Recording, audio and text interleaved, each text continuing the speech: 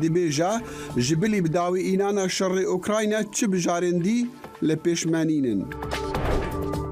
ایران دبیجا ایریشا موشکان لسر پارتین کردن اپوزیسیونی ده هریما کردستان عراقی دا روابو. و ترکیه دبیجا و 21 کسین دی گرتنا دست ده ایریشا استانبول ده هبو.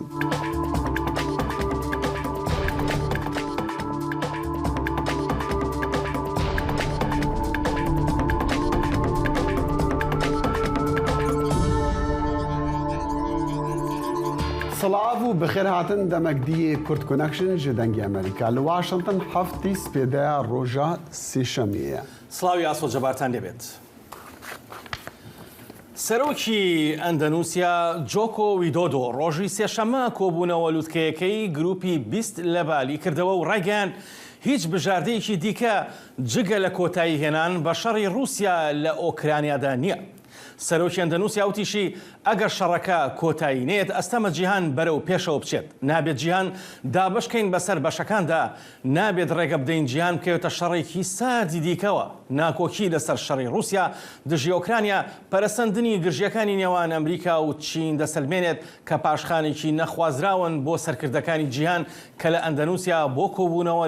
کۆبوونەوەلوتکەیەکەی گروپی 20 وڵاتە ئابووریەکە کە لەوێ بەڕێوە دەچێت کۆبوونەتەوە لە کاتێکدا پاشەکشێ لە ئارادا لە ڕووی ئابووریەوە لە جیهاندا. جیڤینە کاسێ دەمژمێران دا دوشەمبێ سەرۆک جۆ بایدن و سەرۆکی چینێ شی جینپینگ دانوستاندنین کوور و جددی کرن لەسەر تایوان و کوریایە باکوور هەوڵەکێدا ji بۆ ڕێگرتنê li têkçûna peywendiyên Washington û Bêjingê heta ku negeha astê şerrekê sar. Hevdemê cudahiyan li ser mafên mirovan dagirkirina Ukrayna ji alî Rûsya ve û piştgiriya pîşesaziya navxweyî her du rêberan sozên danûstandinên pêtir li paşerojê dan Ajansa Ragihandina Çînê dibêje di daxuyaniyekê de serokşî gotiye ku Taywan hêla Sorayê yekê û divêt nehê derbazkirin di peywendî û danûstandinên Çîn û Amerîkada. Balî xwe ve serokê Amerîkî Joe Biden got wî xwest serokşî piştrast bike ku siyaseta Amerîka li hember Taywanê ku bi dehan sala piştgiriyê dide hem helwestiya Bêjingê ya yek Çînê û hem jî li hember artêşa Taywanê nehatiye guhartin. Wî got GPTV bi şerekî sar nîne û ew bawer nake ku Çîn şerekî germ plan dike. سەرۆک بایدن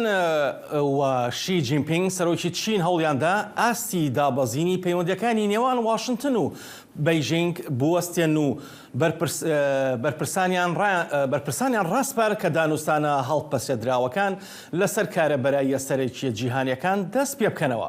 بەڵام هەردوو وڵات دانیان بەوەدانا کە ئەو بوارانەی ناکۆکی قوڵیان لەسرە دەتوانن هەوڵەکانیان تیادا چڕ بکەنەوە. بۆ ئەو مەبەستە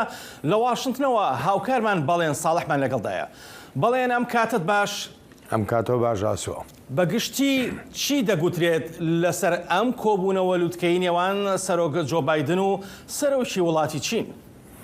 دوای سێ کاتژمێر و نیو لەو کۆبوونەوەی نێوان جۆ بایدن سەرۆکی ئەمریکا و سەرۆکی چین هەردوو ڕێبەر وەک ئاماژەیان پێکردووە بەرپرسیارەتی هاوبەشیان لە بەرامبەر ڕووداوەکاندا هەیە و ڕایانگەیاندووە هەروەهاش بەرزکردنەوەی ئاستی هاوکاری و هەماهەنگیەکانی نێوانیان. لەسەر ئەو کۆبوونەوەیە سەرۆک بایدن جەختی کردوێتەوە لەوەی هیچ پێویست بە شەڕی سارد ناکە لە نێوان واشنتن و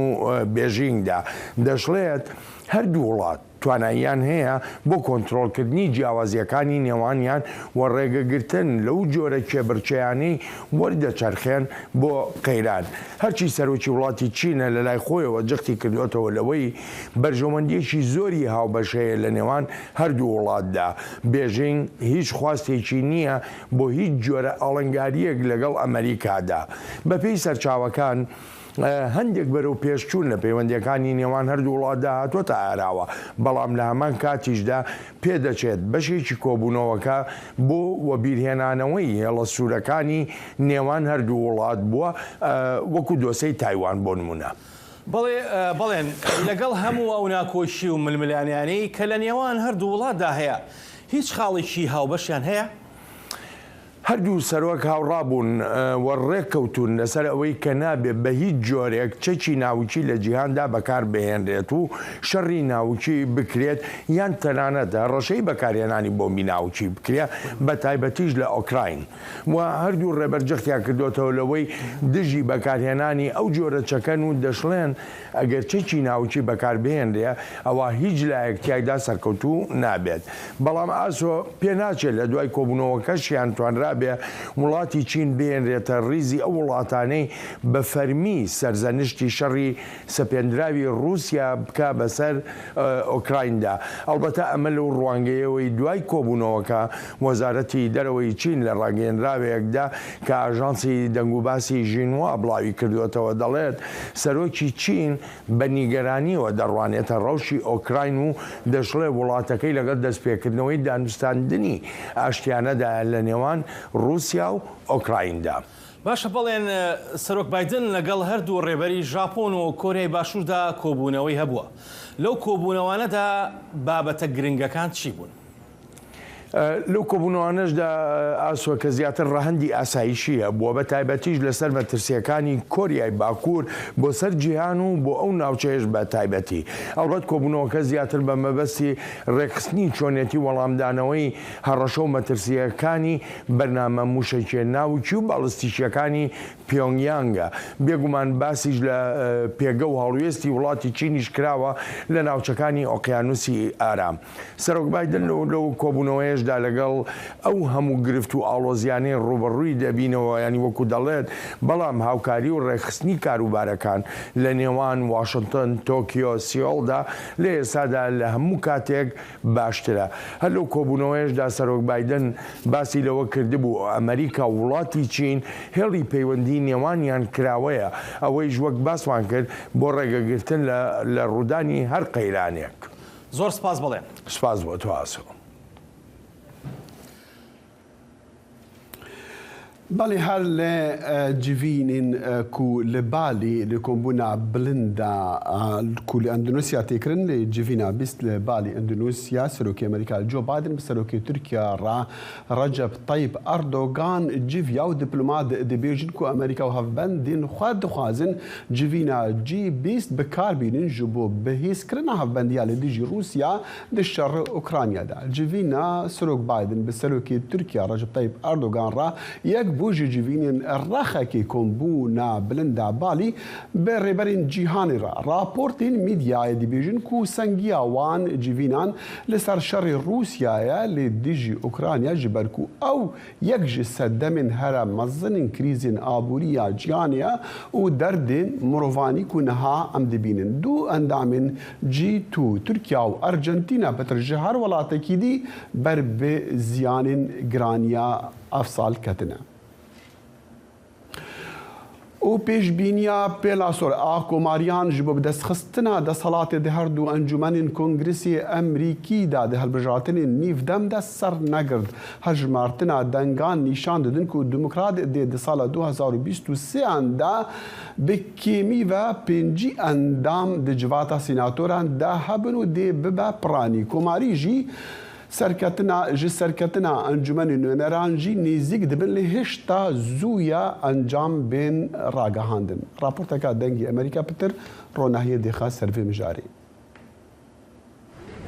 وێڕایی پێشبینەکان بۆ دۆڕاندنی دیموکراتەکان لە هەردوو ئەنجومەنی نوێنەران و سینات کەچی دیموکراتەکان کۆنتڕۆلی ئەنجومەنی سینات دەکەن. سەنەتۆر کاترین کۆرتیز ماستۆ یەکەم خانم و هەروەها یەکەم لاتینیە هەتا ئێستا بۆ ئەنجومەنی سیناتی ئەمریکا هەڵبژێردێت و توانی شکست بە ئادەم لاکسۆڵتی کۆماری و داواکاری گشتی پێشویستانی نیڤادا بهێنێت. بردنەوەکەی مانەوەی بەلای کەم یەک کورسی لە سینات بۆ دیموکراتەکان بۆ کۆتا 2 ساڵی داهاتووی خولی سەرۆکایەتی جۆ بایدن مسۆگەر دەکات.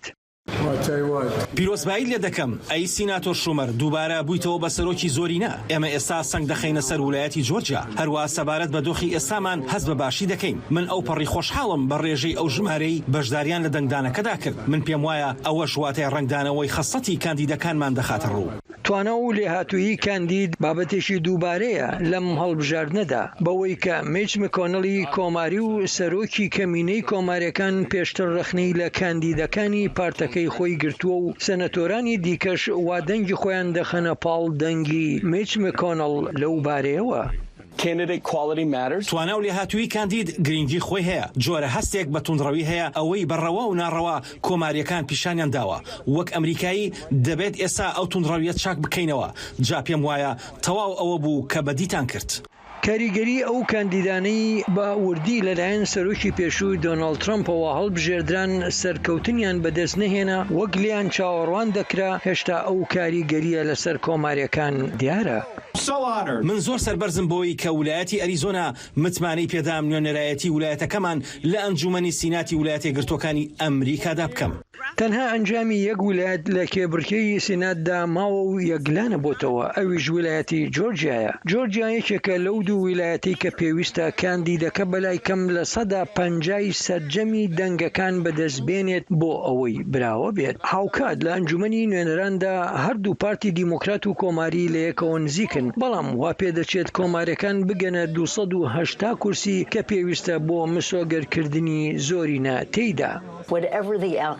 جا دەرەنجامەکە هەرچیەک بێت ئێمە لەسەر ڕێڕەوی گەیاندنی وڵاتین بۆ پێگەیەکی باشتر لەوەی لایەنەکەی دیکە بەرەو ڕۆچوونی دەبرد. هاوکاتێەوەی ئەنجومەنی سینات یەکلایی بۆتەوە، بەڵام وڵات دەبێت چەند هەفتەیەکی دیکە چاوەڕوان بکات هەتا بزانێت ئایا کێ کۆنتترۆلی ئەنجومەنی نوێنەران دەکات. ئەمەش لەو دەمەی کارمەندانی هەڵبژاردن بەردەوامن لە ژماردنی دەنگەکان. بۆ ئارش عەرەبسادی، سمکۆ عەزیز، دەنگی ئەمریکا.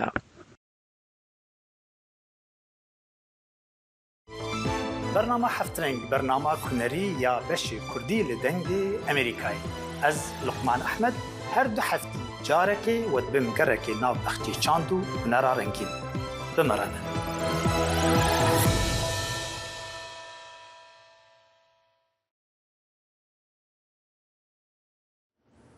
وتەبێژی وەزارەتی دەرەوەی ئێران ڕۆژی دووشەمە ڕایگەیان ئەو موشەکانی لە ئێرانەوە ئاراستی بە کووری عێراق هەرێمی کوردستان کراون ڕەوا و شەرعین. بەرپرسانی ناوخۆ ڕایانگەیاندووە ڕۆژی دووشەمە موشەکەکان کە لە ئێرانەوە ئاڕاستەکراون بنکەکانی گروپێکی ئۆپۆزیسیۆنی کوردی ئێرانیان لە عێراقی دراوسێ کردوتە ئامانج و بۆ هۆیەوە کەسێک کوژرا و 8 کەسی دیکەش بریندار بوون. ناسر کەرعانی کە وتەبێژی کۆماری ئیسلامیە لە میانی کۆنگرێکی ئاسایی خۆیدا قسەی کرد و وتی هێرشەکە دوای ئەوە هات کە حکومەتی عێراق و حکومەتی خۆجێی هەرێمی کوردستان نەیانتوانی ڕێز لە بەڵێنەکانیان بگرن. سامان بەرزنجی وەزیری تەندروستی هەرێمی کوردستان ڕایگەیاند پێشبینی دەکرێت ژمارەی قوربانیانی بردومانەکەی ئێران بەرز بێتەوە. بەرپرسێکی ئەمنی حیزبی دموکراتی کوردی ئێران کە بردومانە موشکی و درۆنەکانی ئێران کردبیان نەئامانج ڕایگەیاند زیانی گیانیان بەرکەوتووە، بەڵام وردەکاری زیاتری نەخسەڕ و کەنعانی هەروەها ڕخنەی لە ئیمانوێل ماکرۆن سەرۆکی فەڕەنسا گر کە لە پاریس چاوی بە چوار خانمی ناڕازی ئێران کەوت. مەسیح عەلی نەژادێکێکیان بوو لەگەڵ چالاکوانانی ئەمریکایی ئێرانی لەگەڵ 3 چالاکوانی دیکەی ژن ڕۆژی هەینی لەگەڵ ماکرۆن کۆبوونەوە بۆ تاوتوێکردنی ناڕەزایەتیەکانی ئەم دوایانەی ئێران لەوێ بوون. ده دوشەمەیە کەتیا ئەوروپی و بریتانیا جزا دانین سەر دوو وەزیرên ئیرانی و ژمارەکە ئەفسەرên پۆلیس و لەشکری جواناژی ئەندامên نۆبەدارên شۆڕەشا ئیسلامیە ئیرانیش بەر ڕۆڵێوان دەتون و تیژیان لە دژی خۆپیشاندانên لە دژی حکومەتێدا لە ئیرانی. پشتیک و وەزیرên دەرvێنێ کەتیا ئەوروپی جزا پەسەند کرین سەرۆکی ڕێبازە دەرڤەیە کەتیا ئەوروپی گوت ئەو ڕێز و حرمەتێ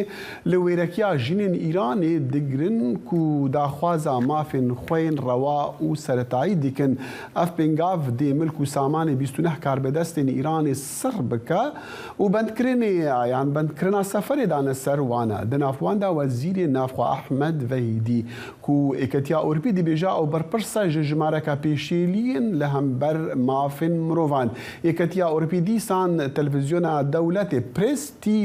Press TV jî kiriya armanca cizeyan ji ber belavekirina pênasînên li jêr zor û zextê ya girtiyan. کۆماری ئیسلامی ئێران زیاد لە 2 مانگە دەیەوێت لە ڕێی هێز و کوشتن و دەستگیرکردن و بەکارهێنانی گولەی ڕاستەقینە و ڕەفاندنەوە کۆتایی بهێنێت بە خۆپیشاندانە ناڕەزاییەکان و سەرکوتیان بکات.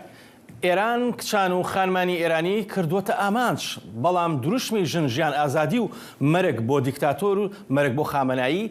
ئێران خانمانی ئێران هەر بەردەوامن لە دروشمەکانیان لە بەرامبەربوونەوە بەرامبەر کۆماری ئیسلامی ئێران. بۆ ئەمە بەسا بەڕێوەبەری کۆمەڵگەی ژنانی ئازادی ڕۆژهەڵاتی کوردستان و ئەندامی بەڕێوەبەری ئەنجومەنی پەژاک لە ئەوروپا مەهری ڕزاییمان لەگەڵدایە. ئەم کاتت باش مەهری خانم. بەڵێ سڵاو ڕێزم هەیە بۆ تۆ کاک ئاسۆی بەڕێز، هەروەها سڵاو دەنێرم بۆ گەلی بەرخوردێری ڕۆژهەڵاتی کوردستان و بەتاوەتی گەلی ئێران. سپاس دەکەم فەرموو. هەربژین. ئایا کچان و خانمانی ئێران بوونەتە پێشەنگ و ڕێبەری خۆپیشاندانە سەرتاسەریەکانی ڕۆژهەڵات و ئێران؟ ئایا ئەتوانی پێیان بڵێ ڕێبەری خۆپیشاندانەکانەکەن؟ بەڵێ بە تەواوی ئیتمینانەوە دەتوانم بڵێم ژنانی ڕۆژهەڵاتی کوردستان و بە تەواوەتی ژنانی ئێران ئێستا ڕەهبەرێتی ئەو شۆڕشە بەدەستە و گردۆوە بە جوانیش بەڕێوەی دەبن، چونکو ئێمە دەزانین وەختی خۆی کە خومەینی هاتە سەرکار ئینقلابی 57 لە تەریقی ژنەوە، ینی لە تەریقی بە کۆیلەکردنی ژن و بە زوڵم و سەختێک لەسەر ژنی کرد بە ناوی دینەوە و هەروەها هەر ئەو ئەهرومەشی بەکارهێنا عەلەیهی کورد کە بە ناوی دینیشەوە هەر جەهادێکی عەلەیهی کورد دەست پێ کرد. دوو کۆمەڵگای هەرە ئازادی خواز و هەرە فعالی ئێران کە ژن و کورد بوون جمهوری ئیسلامی لەوێ دەستی پێ کرد و چونکو سەرکوت و بە کۆیلەکردنی جامعە لە تەریقی ژن و کوردەوە دەستی پێ کرد، دەبێت ئازادکردنی جامعەی ئێران بە تەواوەتی و بە تایبەت ڕۆژهەڵاتی کوردستانیش هەر لە تەریقی ژن و کوردەوە ئازاد بکرێ. بۆ یەکانێ ئێستا ژن ئەو شعارە ئەڵبەتە تەنها شعار نیە، فەلسفەیەکی ئازادی خوازی تەواوی گەلانی لە پشتە، بەو شعارەوە ڕەهبەرێتی تەواوی شۆڕژەکەیان بەدەست کرد. ئێمە زانین هەر شەهیدەکە ژن بوو، شعارەکە ژن دەستی پێکرد و ئێستش ڕەهبەرێتی شۆڕشەکە بەدەستی ژنەوە و حتاکانە ئێستا نەک تەنها لە ئێرانە نەک تەنها لە ڕۆژهەڵاتی کوردستانە بەڵکو لە تەواوی جیهاندا هیچ وەخت شۆڕشێکی بەو جۆرە ئازادی خواز و بەو جۆرە دژی هەموو نەوع بەردەگیەکان لە جامعەی سەرمایەداریە بەڕاستی نەبووە. ئەمە ئەوەڵین شۆڕشی ژنە دەستی پێکرۆی لە جەهاندا و لە ڕۆژهەڵاتی کوردستانەوە دەستی پێکرد و تەواوی ئێران و تەواوی جیهانی تەنیوەتەوە. من بە شخصی خۆم پیرۆزباییان پێکەم و ئیتمینانیشم هەیە ئەو شۆڕشە بەسەرکەوتن دەگەێت. بڵێ مەهری خان، کۆماری ئیسلامی ئێران لە ڕێی سەرکوتکردن و کوشتن و ڕەفاندن و زیندانیکردنەوە ئایا دەتوانێت خانمانی کورد و ئێران پەشیمان بکاتەوە لە داواکردنی مافەکانیان و خۆپیشاندانە ناڕەزاییەکان؟ نەخێر ناتوانێت، چونکو خۆی هەروەکو عەرزم کردی لەکوێوە دەستی پێکرد ئەوە چەند هەفتە بەر لەو شۆڕشەکە دەست پێ بکات گەشتی ئەرشەد لە تەواوی خیابانەکانی ئێران و ڕۆژهەڵاتی کوردستانە زۆر ببوو، چون دیار بوو شۆڕشێک خەریک بوو دەست پێ بکات دژی حەجابی ئیجباری و لە واقعە سندنەوەی لەشی مرۆڤ لە خود مرۆڤەکان. دیار بوو خەڵک خەریک بوو دژی ئەوە هەڵسێ خامنەی هات سخۆنڕانیەکی کرد وتی گەل با بزانێ خەڵک با بزانێ ئێمە سەنگەری ئەوەڵمان ژنە، ینی حەجابی ژنە و خواشمان خوای دەهەی شەسڵە ئیدی ئێمە ئەزانین یانیتی سەنگەری ئەوەڵ ینی ئەوەی کە بە زۆر لەسەر ژن هاتنە سەر حکوومەت، ئێستا ئەوە خەریکە بڕخەوە ئەوە سەنگەری ئەوەڵ ئێمە ئێستا ئەو سەنگەرە ڕووخاوە و خوای دەهەی شەستیش فریای ناکەوێت، چونکو ئێمە زانین خوای دەهەی شەست ینی کوشتن و ئیعدامی هەموو نووسەرەکان و هەموو مرۆڤەکان کە دەنگی ئازادیان بەڕاستی بڵاو ئەکردەوە. ئێستا ئیدی دیجیتال میدیا هەیە و ئێخبار هەیە، تۆ ناتوانانی کەسی ئەعدام کەیت و لە خەفەقانە بیشاریتەوە. بۆ یەکانێ بە نەزەری من ئەو سەرکوتە وەکو هینی لەهات وەکو ئەو زۆرە کە جمهوری ئیسلامی بەسەر گەلی ئێران و ڕۆژهەڵاتی کوردستان و ژنا دەهەیە دایسەپێنێ وەکو زۆخاڵە چۆن وەختێ ڕەشە زەختی لێ ئەکەی دایمەندی ینی ئەڵماسی لێ دێتە دەرەوە، هەرچی جمهوری ئیسلامی زەختەکە ئیتی تازە ئەو زەختە شکاوە جین لە باتڵە شوشەکە هاتووەتە دەرەوە و گەل ئەو ئازادی گەرکە و ترس شکاوە، یعنی خۆی ئەڵێ مەرگی دیکتاتۆرەکان لە وەختێکە مەرگیان دەست پێکا کە ترسی گەل لەوان شکاوە. ئێستا ترسی گەل شکاوە، گەل بە تاواتی لە خیابانەکانن و مەرگی زۆڵم و زۆر جمهوری ئیسلامی زۆر بە زودی دەستی پێکردو و تەواویش ئەبێ مەرگی جمهوری ئیسلامی من ناڵم ئەمڕۆ بەیانیا دومانیا سێمانی تر، بەڵام دەستی پێکردو مطمئنن ئەم شۆڕشش هەر ئێستا خۆی لێ ڕشە بێسێ هەر سەرکەوتنی بەدەستێنا ئامانجەکانی خۆی بەدەستێناوە مطمئنن بە مەرگی جمهوری ئیسلامیش تەواو بێت. ماری خان دروشمی ژنجیان ئازادی تەنها لە جوگرافیایەکی سنوورداردا نەمایەوە. ئێسام دروشمە لە جیهاندا بە تەواوی زمانە زیندوەکانی جیهان دەوترێتەوە و بووە بە هێزێکی بەڕەنگاربوونەوەی دیکتاتۆریەت و سەدکوورکردن بە تایبەتی لە ئێراندا. بەڵێ خۆی وایە چونکو وەختی سیستمی کاپیتالیست ینی ئەو کۆپیەکی جمهوری ئیسلامی زەختی خستە زەرشن کۆپیەک و ینی ئیفاکردن و پیادەکردنی زوڵمێکە کە لەسەر لە جامعەی سەرمایەداری لەسەری دامەزراوە بۆ یەکانەیە جامعەی سەرمایەداری ئەساسەن لەبەر نابەرابەری نەتەوەکان نابەرابەری بینی ژن و پیا و دامەزراوە هەر وەختی ئەو شتانە بەرابەر بکرێنەوە حەقی ملەتەکان بەڕەسمی بناسێ ئیدی ملەتێکی ژێردەسەمان نەبێ هەر وەختی نەتەوەیەک نوعێکی ژێردەسەمان نەبێ ژن نەبێ بە ستیزێنی دەرەجە ئەوەڵ و دەرەجە دوم ئەو وەختە عمری خود سیستمی کاپیتالیستیش تابێ هەروەکو چۆن عمری جمهوری ئیسلامی خەریکە تابێ ئاخر سەر جمهوری ئیسلامی بەشێکە لە سیستمی سەرمایەداری و زوڵم و زۆرەکانی سەرمایەداری لە ئێران و ڕۆژهەڵاتی کوردستانە پیادا کرد بۆ یەکانێ بۆ دژی ئەو سیستمە تۆ ئەبێت دسکورسێک دەبێ و ئێمە دسکورسی سیستمی کاپیتالیست کە زوڵم و زۆرە دروست ئەبێ عکسەکەی ئەوە ینی ئازادی لەکوێوە تۆ مرۆڤەکانت بە کۆیلە کردو ئەبێ هەر لەو شوێنەشەوە دەست پێ بکە ینی تەواوی جامعەی سەرمایەداری لە جیهانە بە کۆیلەبوونی ژن جامعەی کردو بە کۆیلە بۆ یەکیش دەبێت لە ئازادی ژنە و دەست بکە و ئێستا ئەو شعارە بۆ یەکانێ بەڕاستی لە دڵی هەموو کەسێکە و ئەچەسبێ خۆی وەختی خۆی مارکس وتی ئەگە تەبەقەی کارگەر ئەگە خەڵکی کارەکەن بێنە سەر خیابان و ئیعتیساب و تەظاهرات بکەن بەغیرە زنجیرەکانیان هیچ لەدەست نادەن ئێستا شعاری ژنجیان ئازادی ڕێک دسکورسێکە یعنی شتێکە دژی ئەو زوڵم و زۆرە کە لە بەسەر ژنە تەی هەزار ساڵ بەسەریانە هاتووە بۆ یەکانێ ئەو شعارە وەکو عەرزم کردی تەنها شعار نییە بەڵکو فەلسفەی کە دژی سیستمی کاپیتالیست و بە نەزەر من تاکانی ئێستا شەرۆکو ئەو شعارەی مارکس کەوتی تەبەقەی کارگەر هیچ شتێک لە دەست نادا بەغیرە زنجیرەکانی ئێمەش ژن هیچێک لە دەست نادەین بەغیرەوەی ئازادی بەدەستبێنین بۆ یەکانێ شعارێکی پڕ پیرۆزە و بەیەکیش زۆر بە ژیان و بە ژیانی هەموو مرۆڤەکانە و ڕەبتی هەیە و هەموو کەس دەتوانێت لە ژیانی خۆیان بێڵێتەوە زر. مەهری خان یەک پرسیاری زۆر گرنگ لەلا دروست بوو هەڵبەت سەبارەت بۆی کە ئایا هیچ هێزێکی دەرەکی دەتوانێت وەکو عێراق و وڵاتانی دیکە ئێران ڕزگارکە لە دیکتاتۆریەت یان ئایا هێزێکی چەکداری ئەتوانێت ئەم گۆڕانکاریە دروستکە یانەوە تا هێزێکی مەدەنی ناو شارەکان گۆڕانکاریەکانی ناو ئەو وڵاتە دەتوانن یەکلایی بکەنەوە. خۆی بۆ خۆی هێزی مەدەنی ئەبێ دیکتاتۆرەکان لە بین بێت چونکو زۆرەکە لە کەسی مەدەنیەوە کەسی مەدەنی دەبێ هەڵسێ جمهوری ئیسلامی دەزانێت ئەوە مەرگەکەیەتی خەڵکی مەدەنی خەڵک مامۆستا کارگەر ژن هاتوۆتە سەر خیابان بۆ یەکیش مدام دەیهەوێ زەخت لە هێزە کوردیەکان بکات لە ئەخبارەکەی جەنابتانە هەبوو کە هەر دوێنێ کەمپی حیزبەکانی ڕۆژهەڵاتی کوردستانی بۆمباران کردووە چەند هەفتە لەوە پێشهێرشی کردە سەر گەلی بلوچی بەدبەخت لە مزگەوتان نوێژیان نەخوێن لە نوێ شاتنە دەرە و تەقەی بەسەریان نەکرد بەڵکو ئەوانیش دوو نەفەر هەڵسن تەقە بکەن و ئەم جارە وەکو چۆن لە دوای ئینقلابی 57 بۆ ئەوەی جیهادێکی دژی کورد دەست پێ کرد خەڵکی فارس و نەتەوەکانی تری خستە پشتسەری خۆی جارێکی تر گەرێکی بوو ئەمە بەکاربێنێ مەسەلەن بڵێ ئەوە شەڕی مسلحانە لە کوردستان هەیە ئەوە خەڵکی بلوچ سلاحی بەدەستێ ئەمە بکاتە بەهانە و خەڵکی فارس و گەلەکانی تر بخاتە پشت سەری خۆی و بێن گەل سەرکوب بکەن و لە تاریخی سەرکوبکردنی کورد و بلوچیشەوە بتوانێت خەڵکی فارس سەرکوب بکە بەڵام هەم خەڵکی فارس هەم هەموو نەتەوەکانی تر بە مشتێکی ئاسیین و بەڕاستی چاوی جوابی جمهوری ئیسلامیان داوە و ئیدی ئەوە نەچەسبە چونکو شۆڕش بە هێز ناکرێ شۆڕش بە هێزی چەک ناکرێ شۆڕش بە دەنگی گەل ئەکرێ چونکو گەل لە ژێر فشارایە بۆیە ئەبێ گەل بێتە خیابان و ئەو شۆڕشش جمهوری ئیسلامی زانێت لەکوێوە لێی دراوە بۆیە ئەیهەوێ هەرچێت تەوجیه و دەلیلە بیهێنێتەوە کە خەڵک بە ئینحرافە بکێشێ یعنی خەڵک تەمومژاوی تا خەڵک بگەوجێنێ بەڵام خەڵک ئیتتازە بۆ جمهوری ئیسلامی ناگەوجێت چون خەڵک ئەزانێ لەکوێوە جمهوری ئیسلامی توانی دژایەتی بخاتە بین گەلەکان و دیکتاتۆری خۆی بس داسەبێنێ ئێستا ئیدی عکسی ئەوە دەبێت تەسمیم بگرن بۆ گردوویشیانە ئەو مشرە ئاستنینە کە خەڵک داوێ بەسەر جمهوری ئیسلامیە ئیدی بە مەرکی تەواو بێ. بەڵێ سوپاس ماری خان هەڵبەت پرسیارمان زۆر هەبوو پرسیاری زۆر گرنگ بە حەقەت بەڵام کاتەکەمان ئەوەندەیە سوپاس بۆ کاتی پێت بەخشین. دەستت خۆش بێ بۆ بەرنامەکەت و هیوادارم سەرکەوتو بن و جوابی سوالەکانم دابێتەوە هەربژی. دەنگی ئەم سەرچاوەی متمانە پێکراوی هەواڵ و زانیاری.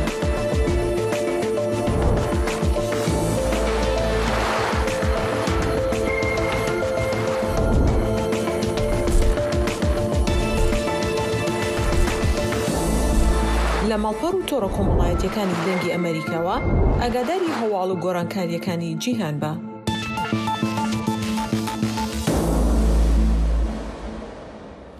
وەزیری ناوخۆی تورکیا ڕۆژی دووشەمە ڕایگەیان پۆلیس تومەتبارێکی دەستگیر کردووە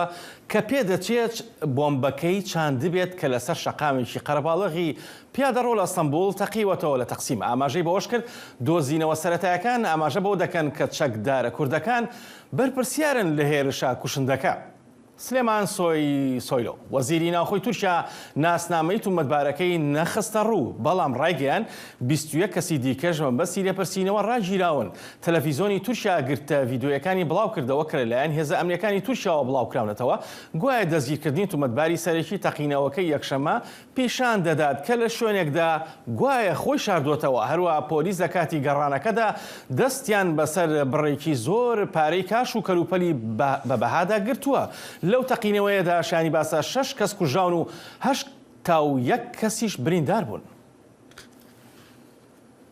داویترین پێشهات و داخوایانین حکومەتا تورکیا سەبارەت تەقینە ڕۆژە یەکشەمە ئەستەمبولی چنە و گەلۆ جڤینە شەش ئالیین ئۆپۆزیسیۆنی و هەڵوێستێوان لە هەمبەروی کاری تروریستی چیە بمەڕا ڕاستەوخوا پەیامەری دەنگی ئەمریکا لە ئەنقەرە ئەیوب دەم باش یعنی حکومەت داویترین داخوایانی نوێ لەسەر تەقینە ڕۆژە یەکشەمە ئەستەمبولی چنە چت بێژن؟ دەخیل يعني تخينا اسطنبول دكارم بيجم كو همو روجا تركيا قلبان سرخه هيجي وصا بردام دكه دو جوینا اوه هبو مزا ششکولی هبو لو دری داجی دیسا اف تقیم به توایی شرمزاری کرن و دو جویا درکتن جالی حکومت داجی جوخه داخویانی ایکمین جالی سویل باعتو بوداین یک راست دوی واریدا چکتاریم کرد آنجی پککی نشاندا لی راست ویالی داجی گاوا توایی امددن برچاو تشتی کو درد کبن پیش یعنی ناو رایا گشتی دا اف شکل هنکی دگوره یعنی شکل بیاره کو استانبول هاتیه چیکرن تخینا کو چیکرن و پشتی وی بیارن کو درکتنه هوله تن دیار کرن کو جالی گله کسان واجی اف وک اوکا چکتارن پکک نینه یعنی ویالی دا راستی گله تشتن تاریخ یعنی دیار نبونه هجه هنه جالی حکومت اداره راستی یه رسمی دا و ساعته گوتو بیش کرن آنجی هاته دیار کرن لترکیه دکارم بیجم کو افتقین لسر گلک روشکان نباش تخصیه ولی باش ایوب من دخواست بزانم يعني وی خانما کو هاتی گرتن دمیدیا ترکیه داد بگشتی لترکیه چاتی بحث کردن چون خانما کنه رنگی کردایا گله خلق گمانی دادرن سر و گوتنا حکومت ترکیه کو او خانم جالی کردا وات بهنارتن جسوریا انا راستي تباهي لسيرفي دكارم بيجم كو جلك گفتگو هنه يعني هم شكلي هم شكلي چالاكيا و يعني تشتكو تاقينا كو چيكريه هم پشتوي گرتنا او كسي بتباهي لفدري جلكتن رخنه كرن يعني داخويانين وزيرين هندر يه تركيا سليمان سويلو شوندا دکارم بیجم کو لسر مهم مدیا جواکی دابه هم جی دناب سیاست ترکیه دابه راستی هن گمان هنه شبه هنه یعنی مزا چارک ششکولیجی داخوینی کو دا راستی ویالی دا تواهی پشتی وی تقین جی رخنه آنی زمان چه بو اف رخنه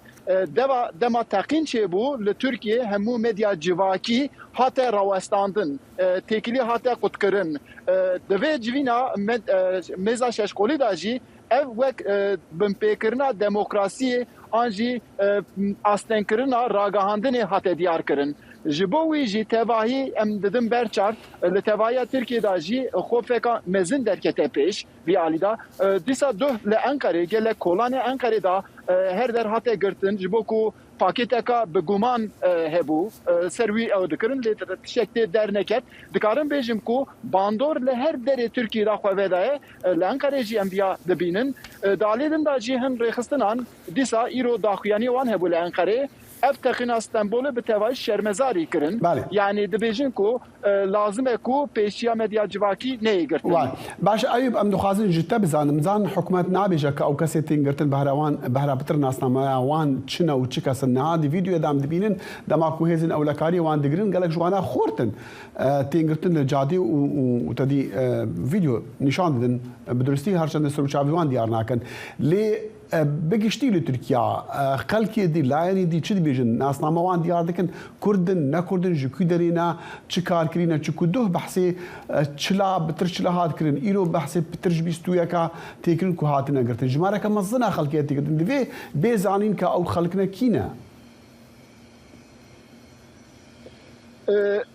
داخل راست بیجم نه مدیا ترکیه دا دوی واری دا تشتک تی دیار کرن و نجی جعالی حکومت و آنجی رایدارین ترکیه و هیچ تشک نای دیار کرن بس هجمارتین دیار کرن ام بیجن چند کس گرتنه بن چف بحثا وانا دکن لی او دیمنو که هاتم پخش کرن جی مثلا مدیا جواکی یا ترکیه دو مگلک تباهی یکو نزیک حکومت نهری زدجی مشوپاند یعنی بحثا چالاکیا کو یعنی او تاقینا کو هاتیه کرن او کسی کو اف تاقین چیکریه یکسر دخوازن کو به رخصتنه یعنی پارتیا کارکری کردستان و گری بدن لی راستی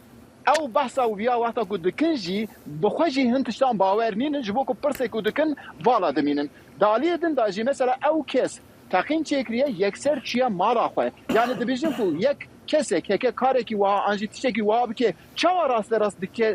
دچه مالا خواه آنجی دچه او در یعنی جبوی جی گلک هی پرسن گرین کنه کو برسی به وان بنداین دوی واردا هی نبیه دوی ام دکارن بیجن کو مثلا دو هن شیروه جی هبون دو گوتن کو سلیمان سویلو زو دیار کریه یعنی چا بکو تهما یکسر دید کو کوبانی هاتیه آنجی او بیه یعنی تبایی گلک دوان اوان ده هی دام یعنی آندا ام هی ویدیارن کو او تشتی و شارتی بین دیار کرن هفدم ترکیه دی بیجو کو ام دی بیسین کو پکه دست دی تقینا استانبول یا روجا یک شموی ده هيا البت ببورن راستا خو په امر دنګ امریکا ایوب دمیر بمرابو دیسانجی خانم کاتیه گرتن کو د حکومت ترکیه درات گینه کوی دست هبو دوی تقینی دا او هاتیه هنارتن جالیه کار به دستن کرد ل باکور و رشلات سوریه اگر چی کسی بر پرسیاریا خو جیشت دیار نکریه جوی تقینی لی دیسانجی هندک شروع وکرن هنا د بیژن کو اف سیناریو کا حکومت ترکیه جبو روایی بدکارین خو ل پاش روجی جبو شروع کردن ام نها رودکین دکتر جبار قادر شارزای سیاستین روشلاتا ناوین و بتای بدجی سیاستین ترکیه کنال هولندا راست الهولند راست خوب بمرة دکتر ام کاتد باش ام آیا گرتنی او خان بپیش هموشتیک و تمام کردنی پاکه و کردکان روش آوا و کوزور خلق باسیان کدو ل دوینی پیری و دلن سیناریویا اگر سیناریو با راستا و مبستی چیه والله ام کاته باش کاک داخل ئەوەی ڕاست بە ژمارەی بریندار و کوژراوەکان لێکدانەوە و سیناریۆ هەیە ڕەنگ بێ ئەو چەند دەقەیە کە جەنابتان تەرخانتان کردووە بۆ ئەوەی قسە لەسەرم باسە بکەین تەنها بەشی ئەوە نەکەن کە بەس ناوی بڵێن سیناریۆکان بڵێن چونکە لێرەدا کۆمەڵێ شت تێکەڵ بووە هەڵبەتە هۆکەشی یەک شتە ئەوش ئەوەیە دەگەڕێتەوە بۆ ئەوەی کە هیچ کەسێ باوەڕی بەوە نییە کە حکوومەتی تورکیا ڕای دەگەێنێ کە میدیای کۆنتڕۆڵکراوی تورکیا ڕای دەگەێنێ کە دادوەری کۆنتڕۆڵکراوی تورکیا ڕای دەگەێنێ لێرەوە ئەگینان لە هەر دەوڵەتێکی ترا ڕوو بدا کە بڵێن فلانە ڕێکخراوە یا فلانە کەس ئەم کارەی کردووە خەڵکەکە بەو شێوەیە دەیگۆزێتەوە بەڵام لە تورکیا لەبەر ئەوەی هەڵوێستێکی پێشوەختە بەرامبەر بە کورد هەیە و هەموو شتێک بە کوردەوە گرێدەدرێت بۆ نمونە باسکردنی کۆبانێ یعنی پێم وایە مەبەستێکی زۆر تایبەتی هەیە لەمەیە کە ماوەیەکی زۆر ئەردۆگان هەڕەشە دەدا کە ئۆپەراسیۆنێک لەوێ بکە و ئێستا لە کۆبوونەوەی 20 ئەمە لەگەڵ خۆیان ببا بڵێ وا لە کۆمپانیەوە شتێکی وا لە بەرامبەر تورکیا کراوە و ئێمە مافی ئەوەمان هەیە کاردانەوەمان هەبێت. یعنی باڵێ دکتۆر جەبار ببوورە حەزەکەم تو باسی سیناریۆکان بکەی، بەڵام باسی کۆبوونەوەی G20 کرد کە ئەردۆغان ئێستا لەوەیە و لەگەڵ سەرۆک بایدن کۆبووتەوە لەسەر ڕێبەرانی جیهان لەگەڵ میری عەرەبستانی سعودی کۆبووتەوە. تۆ بڵێ ئەم شتە ناوخۆیی تورکیا بتوانێت بۆ ڕێبەران یان ڕێبەرانی جیهان قەنەعەتیان پێبێنێ کە کارێکی ناوخۆی بکەیان بۆ مەبەستێکی ناوخۆی تورکیا ئەم کارە بکاتن یان ئەم بابەتە بین تا ناو توێژەکاندا؟ من ناڵێ مەسەلەن ئەردۆغان ئەم کارەی کردووە و ئێستا دەیبا، بەڵام دەڵێم چۆن تەوزیفی دەکا بۆ ئەوەی لەسەر ئاسی نێودەوڵەتی باس لەوە بکات کە تورکیا هەڕەشەی لێ دەکرێت وا کردەوەی تیرۆریستی لە تورکیا دەکرێت و بۆیە تورکیا مافی ئەوەی هەیە کە ئەو ئۆپەراسیۆن و ئەو سیاسەتانەی کە لە بەرامبەر هەندێک ڕێکخراو یا هەندێک یعنی کورد دەیگرێتە بەر دەبێت پاکانەی بۆ بکرێ. بەڵام ئێمە یعنی من بەڕاستی جەنابی شتووە بزانم ئاماژەت بۆ کرد ئەو خانمە ڕوخساری بە هیچ شێوەیەک یعنی بە کورد ناچێ و یەکێک لەو ناوچانەوە بێ کە هەمووی گروپی چەکداری توندڕەوی سەر بە تورکایە و بەسەر هەموو ئەمەیە بتوانێت بپەڕێتەوە و بێت بگات بە ئەستەموڵ بۆ خۆی جێگەی گومانێکی زۆر ئەوە بە تایبەتی ئەو گروپە ڕێکخراوانە لە دوای ئەوەی کە تورکیا ڕایگەیان کە دەیەوێت لەگەڵ ئەستەدا وەکو دەڵێ کەناڵێک بکاتەوە لەگەڵ ئیسرائیلا پەیوەندیەکانی زۆر باش بکاتەوە لەگەڵ رووسیا کە هەموو ئەو گروپانە شەڕ لەگەڵ دژی رووسیا دەکەن لە سووریادا ئەمانە هەموویان دەتوانن هۆکارێک بن کە وەکو دەڵێ پەیامێک بدەن بە ئەردۆغان کە ئەمەش ئێمە ئەزمموی زۆر هەیە لە دنیاە کاتێ دەوڵەتێک یا سەرکردەیەک بەم گروپە توندڕەوانە یاری دەکات لە کۆتاییدا بەدەستی خۆیان دەتەقێتەوە وەکو ئەمریکیەکان لەگەڵ مجاهدین لە ئەفغانستان کردیان. باشە پێشبینی دکتۆر جان حەزەکەم بزانم مادەم ئەم باست کرد بیستومە نەک هەر لە جەنابەت لە زۆر کەسا پێشبینی کاری زیاتری توندوتیژیان تەقینەوە لە تورکیا دەکرین. یعنی تا چندێک پێشبینی شتێکی وا دەکری ئەگەر مەبەست ئەوە بێت کە ئەو کۆمەڵە تیرۆستانە ڕۆژێ لە ڕۆژان لە کۆنتڕۆلا دەردەچن. یعنی ئەوەی وەکوتم سیناریۆکان ئەوەندە زۆرە نازانی بۆ نمونە لە کۆبوونەوەی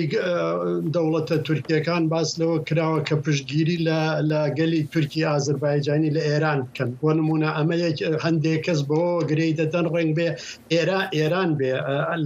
لە پشتی ئەمەوە ئەو نزیک بوونەوە لە ئیسرائیلەوەانە چاوەڕوان من پێم وایە هەتاوەکو هەڵبژاردنەکانی ساڵی داهاتوو دێت شتی زۆر لە تورکیا ڕوودەدا و ئەردۆغان هیچ لە بەرامبەری هیچ شتێکە بۆ ئەوەی تەوزیفی بک بۆ سەرکەوتن لە هەڵبژاردنەکەیە ئەوەی پێی لە تورکیا پێی دەڵێن ئەندازەی هەڵبژاردنەکە یعنی وەکو دەڵێ وەکو مهندسێک دادەنیشن جۆرێک لە ئەندازە دەکەن لە کاتێکدا بڵێن دەستەی سەرپەرشتیکردنی هەڵبژاردنەکان هەموو دەرەکان بڵێ یعنی چاوەڕوانی کردەوەی زیاتر دەکەن. بە یەکی لەو کردەوانە بۆ نمونە ئاگاداری کە پێشماوەیەکە ئاکاپە دەستی کردووە بە تەفگەرێک بۆ ئەوەی کە لە نێزی کوردەکان بێ بەتایبەت نێزیکی هەدەپە بێ بۆ هەوڵێک بۆ ئەوەی ڕازیکردنی کوردەکان لەگەڵ خۆیان بن لەگەڵ ئێمە بۆ بابەتی ئەوەی کا پێشنیازی گۆڕینی یاسایان پێدرێن ماگازاگۆنی لە تورکیا بکات تا چەندێک ئەم هەوڵانە ئەم کارە تیرۆریستانە کاریگەری ئەکا لەسەر ئەو پەیوەندیانەوە لەسەر ئەو نزیک بوونەوەیە. بە دووری نازانم گروپەت هیچ نەبێ گروپە توندڕەوەکان و ڕنگ بێ ئیستیخباراتی تورکی بە شێوەیەک لە شێوەکان دەستی تێدا هەبێ هەوڵێکی وایان دابێ خەڵکێک بنێرن و پیانیش بڵێن بە ناوی کوردەوە ئەگەر گیراشن بڵێن ئێمە ناوی کووردە هەوڵێک بێ بۆ ئەوەی ئەو جۆرە دیالۆگەی لە نێوان ئاکەپە و لە نێوان هەدەپەیە هەیە تێک بدرێت و بەتایبەتی ئەوەی دەوڵەتی قوڵی پێ دەڵێن یا بەتایبەتی ناسیۆنالیستە توندڕەوەکانی تورک هەوڵ بدەن هەموو ڕێگە بگرن لە هەر دیالۆگێکە لە نێوان ئاکەپە لە نێوان ئەردۆغان و لە نێوان هەدەپەیە بەم شێوەیە جۆرێک لە دیالۆگ لەگەڵ کووردا لە ڕێگەی هەدەپەوە هیچ بە دوور نازانرێکە یەکە لە سیناریۆکانش بەڕاستی کەوتم ناتوانین هەمویان باز بکەین ئەوە بوو. بەڵێ یعنی مەبەست ئەوەیە و هیوات نییە لەوەی کە ئاکەپێ نێزیکی کوردەکان بێ یان نێزیکی هەدەبێ بۆ ئەوەی هەرچۆنێک بێ شێوەیەک لە ئاشتی یا بێ ئارامیەک لە ناوچەکەدا جی بگرێ لە جیاتی ئەوەی کوشتن و کوشتنکاریە کە دەبێت لە هەرێمدا. یعنی ئەوان لەوە تێگەیشتونە بە تایبەتی هەدەفە باس لەوە دەکا کە ئێستا دەتوانن 15% دەنگەکان بێنن هەڵبەتە ئەگەر هەتاوەکو ئەو کاتە هەدەفە قەدەغە نەکرێت و کۆمەڵێ زۆر لە پەرلەمانتارەکانی تری مافی ئەوەی حەسانەیان لێ وەرنەگیرێتەوە لەبەر ئەوە ئەردۆگان زۆر بەجددی ئەو ڕاستیە دەزانێت کە بەبێ پشتگیری هەدە بەپێ پشتگیری کورد بەبێ ئەوەی هەندێ هیوا بە کورد بدە ناتوانێت لە هەڵبژاردنەکانە بە شێوەیەکی وا سەرکەوێت کە بەسەر ئەو ئۆپۆزیسیۆنەی ئێستا لەو 6 حیزبەیە کوب. باڵێ دکتۆر جەبار قادر شارەزای سیاسەت ڕۆژهەڵاتە ناوین و تایبەژی سیاسەتی تورکیا ژۆڵەندا بمەڕا وەزگەڵکی سوپاسیاتت بکەم. چوار مامۆستایی بەشی کوردی زانکۆکان پەرتووکێکیان بە ناوی کوردیزان ئامادە کردووە بۆ خوێندنی قوتابخانە و پرۆگرامی بەکەلۆریۆس و خوێندنی باڵا و خولی تایبەتەکان. ئەم پەرتووکە لەلایەن دامەزراوەی میزۆپۆتامیا چاپکراوە و بەرنامەی ناساندنی لە دیاربەکر بۆ سازکرا. چار مامۆستایên Kurd ji bo hînkirina zimanê Kurdî bi zaravayê kurmancî pirtûkek amade kirin bi navê Kurdîzan û ev pirtûk ji aliyê Wexxa Mezopotamyayê li Amedê hate çapkirin. Li ser vê pirtûkê jî bernama danasînê li dar ket li Qesra Zerzevanê. Serokê Wexfê Selîm Ölçer axaftina xêrhatinê kir. Wexfa me zanîngehê avane kir ama bi ew kêra bi şixulandina wî li ekserî ser ziman û li ser tiştê akademîkin vî Kurdîzanê jî li ser vî ewkê ava bû. Hêjayê gotinê ku Kurdîzan ji aliyê çar mamosteyên Kurd Tahîr Aydin, Abdurrahman Adax, Zülküf Ergin û Mîkaîl Bülbül hatiye amade kirin. Ev pirtûk wek pirtûkeke ziman, pirtûkeke perwerdeya ziman yên dinyayê yên cîhanê wek yên îngilîzî ku mesela yek ji wan ku hedweye di wan da çi heye me heman tiştan divê pirtûkê de bi cih anî ji bo perwerdeya ziman. Ev pirtûk seteke yani ji asta destpêkê asta navîn û asta bilind ev asta destpêk. Ev pirtûk ji bo perwerdehiya dibistanê bernameyên lîsansa bilind, kursên taybet û xebatên takekesî hatiye plankirin. Xebat bo asta destpêkê ji du pirtûkan pêk tê. Yek jî pirtûka dersê ya din jî pirtûka xebatê ye. Pirtûka dersê jî ser hînkirina temayên cûr bi cûr û mijarên rêzmanî radiweste. Li Kurdîzanê de ji bo birêxistin û hêsankirina hînkariyê pergala unîte û dersan hatiye bikaranîn. Pirtûk ji du unîteyan û her unîte ji 14 dersan pêk tê. Bi tevahî 28 ders li Kurdîzanê de hene. Mîkaîl Bülbül yek ji amadekarên pirtûkê û di ber da jî rêveberê Wexfa Mezopotamyayê. Kurdîzan beşa kurmancî ji bo kesek ku piçekî Kurdî dizanin û Kurdî dikarin biaxivin hatiye amade kirin. Bi milyona Kurd hene mewsa em fikirîn. Bi milyona Kurd hene ku zimanê xwe baş nizanin, nikarin baş bixwînin, nikarin baş binivîsin. Pêşî me got ji bo Kurdan me tiştekî amade bikin, ne ji bo biyana ji ber ku ji bo biyaniya cuda ne û kitêb. Me çawa kir, me dest pê kir salek zêde em xebitîn û wek sertekê me got me amade bikin 6 kitap. Du kitabê ewilî me asla destpêkê me çap kir. Pirtûka Kurdîzan li ser platformên onlinê jî ji bo îfirotinê hatiye belavkirin. Xecîcan Farxîn, Dengê Amerîka, Amed. چەندین ماڵوارین کەڤنار و دیرۆکیین مووسڵی هاتنە کاڤڵکردن بە دەستی کۆمەڵا دەوڵەتە ئیسلامی داعش و ji ber giringiya wan ya keltûrî û dîrokî rêxistiyana tevînê girtî UNESCO dezdaya nû vekirin yan nû avakirina wan li gora pîvanên zanistî li demê karî li yek wan malan ka wa Umer Peyamberî dengê Amerîka kameraya Kurd Connection beriya werî. Mala ziyade dikevîte mosılakevin êk ji ewan xanûyaya niha rêxirawa UNESCO nîjent ketin ji ber ku ketiye çarçovê xanûyên şînwarî da.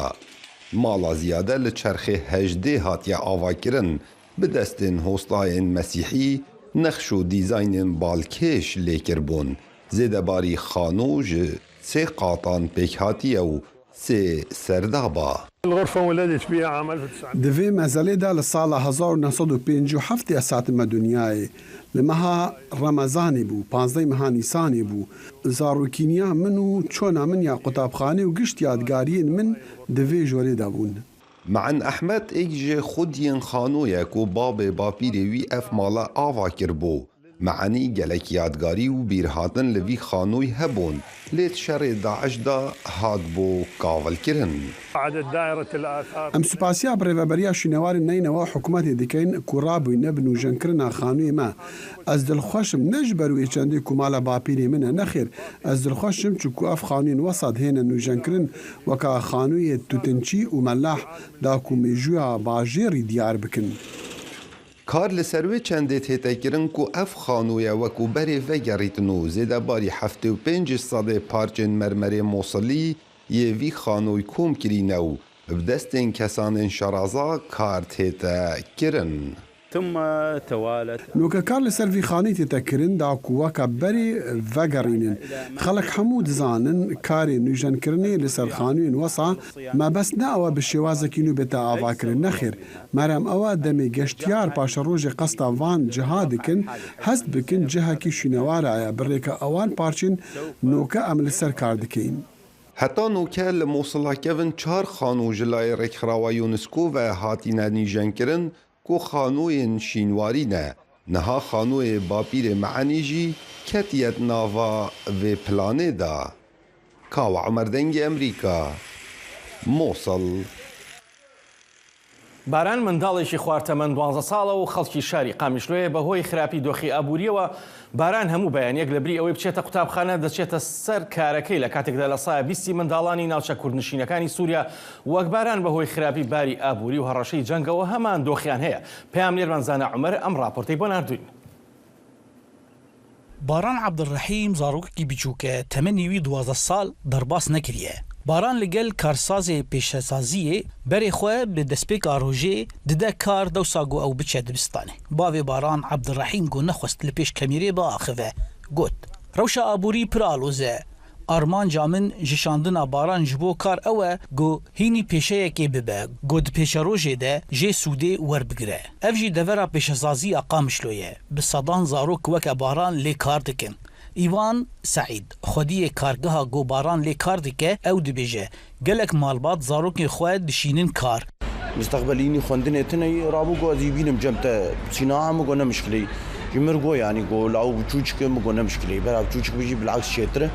شبوش خرب عالم الصناعات وبافينا يا أخوي وضع يوناني ماضي نزيدية إلى يخطي صناعات كده لاليه كدن تبي جو برانيا مالبات زاروكين كاركر ناخوازن درباره وی مجاره ده بآخرین انور صادق کارسازکی جامعه دبیجه دما زاروکین وی د پرورده خود نسر کفتی بن کار جوان ره باشتره. بعدين جي جوك شاطر بالدوام كل مدرسة خوي جوجل كي شاطر من الدوام ياخذ كنظامي وهنا جينا شاطر من ذاك الشغل كي صناعات كي كار كي يمكن شي تغل شارعي مين لگوری آلین فرمی ین ریوبریا خسر ریجه زاروکین کارکر گودف جخوندنی بردانه در دورا 20 جسادیه. اف سرجمار لسر آستا هریما جزیره. هفسروک دستیا پرورده و فیرکرنه لهریما جزیره مصطفى فرحان دبیجه. سیستما پرورده پابندگو دو قناغن سرطایی و ناوین ده لی او نکارن بزوره لسر جواک فرز بکن. گزاروکین خواه نشینن کار. لروشة وأمتير درواز دبن بتايبت روشة عبوري روشة سياسي روشة أمني أو حالي أمكاري بنضبط بكن وأنفام خندكارا يعني فان زارو كان جيتشي كار درخل وبين دبستان هذا أو هيك زحمتي باش هنا هجایه به بیرخستنه اگوری و بریا خسر یا با کرو جلاتی سوریه دسیه حزیرانا وی سالی ده یاسایا مافی زاروکان پسند کر. هاتیه دست نشان کرن گو دوی زاروک دجیر 12 سالی ده کار نکن. توی گو خستکا پرانیا مالبات زاروکین کار کر او گو زاروکین وان جدبستان خواه دور نکوید. لروش آلو زیا وی هریمه لسر درجاهی آشر نافخویی مالبات نچار دکن گو زاروکین خواه ریکن کار دو ساده بستانه. باران هویاوی اوگو روژکی روش باشتر ببه و جارکدن وگره سر ماسا دبستانه دوساگو دوی کارگه ده کار بکه. زانا عمر دنگ امریکا قامشلو. او درد زاروه لقلق جهين دنيا لي ايروك وزارويك للجهه كدنيا ولا دنيا جدايك ببا زاروي جماره 8 مليار يه سرهج مريا جهاني حتى برنامج صبيا كود كونكشن هر شاد وبختبر منه خدا حافظ هر شاد